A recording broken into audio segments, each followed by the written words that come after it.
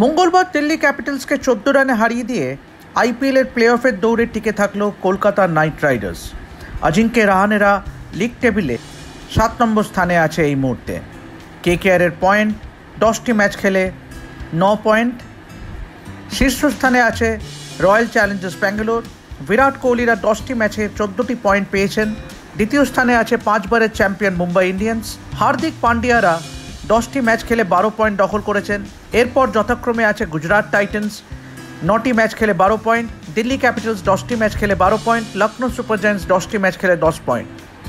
গতবারের champion KKR 7 নম্বর স্থানে বিরাজ করছে। এই জয়ের ফলে চলতি আইপিএলের প্লে অফের লড়াইয়ে প্রবলভাবেই থাকল নাইটসরা।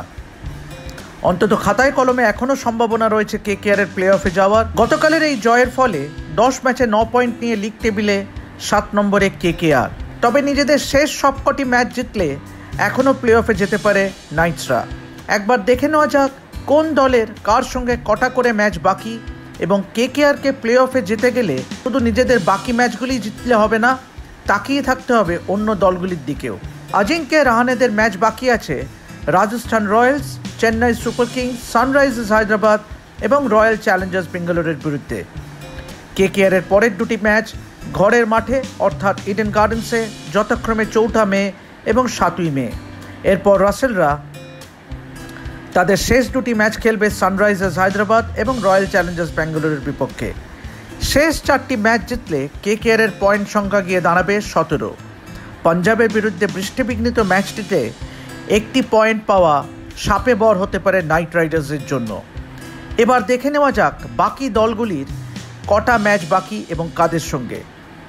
শীর্ষস্থান দখল করার আরসিবির ম্যাচ বাকি চেন্নাই, লখনৌ, হায়দ্রাবাদ এবং কলকাতার বিপক্ষে। বাকি 4টে ম্যাচ জিতলে রজত পাটিদাররা 22 পয়েন্টে শেষ করবে লিগ টেবিলে। কেকেআরের ম্যাচটি যদি হেরেও যায় তারা, তাহলেও তাদের প্লে অফে যাওয়া আটকাবে না। মুম্বাই ইন্ডিয়ান্সের খেলা বাকি রাজস্থান, গুজরাট, পাঞ্জাব এবং দিল্লির বিরুদ্ধে। বাকি সব কটি ম্যাচ জিতলে রোহিত শর্মাদের সংগ্রহ হবে 20 পয়েন্ট। গুজরাট টাইটান্সদের ম্যাচ বাকি হায়দ্রাবাদ, মুম্বাই, দিল্লি, লখনৌ এবং চেন্নাইয়ের বিপক্ষে। শুভমান গিলরা শেষ 5টি ম্যাচ জিতলে শেষ করবে 22 পয়েন্টে। সেক্ষেত্রে ব্যাঙ্গালোর এবং গুজরাট শীর্ষ দুটি জায়গা দখল করবে 22 পয়েন্ট নিয়ে। দিল্লি ক্যাপিটালসের খেলা বাকি সানরাইজার্স, পাঞ্জাব, গুজরাট এবং মুম্বাইয়ের বিপক্ষে। অক্ষর প্যাটেলদের প্লে অফে যেতে গেলে হারাতেই হবে পাঞ্জাব, গুজরাট এবং মুম্বাইয়ের মতো প্লে অফের দৌড়ে থাকা দলগুলিকে। পাঞ্জাবের খেলা বাকি আছে চেন্নাই, লখনৌ, দিল্লি, মুম্বাই এবং রাজস্থানের বিপক্ষে। শ্রেয়াস আইয়ারদেরও লখনৌ, দিল্লি এবং মুম্বাইয়ের বিরুদ্ধে খেলতে হবে, এবং কোনো কারণে একটি ম্যাচে হারলেই তারা শেষ করবে 19 পয়েন্টে।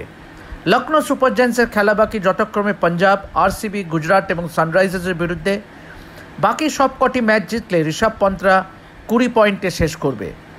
দেখা যাচ্ছে কেকেআর যদি বাকি সব ম্যাচ জেতে এবং পাঞ্জাব, দিল্লি এবং লখনৌ যদি একটির বেশি ম্যাচ হারে, তাহলে কেকেআর হাসতে হাসতে চলে যাবে প্লে অফে। তবে তার আগে চন্দ্রকান্ত পণ্ডিতের দলকে বাকি 4টি ম্যাচ জিতে থাকতে হবে।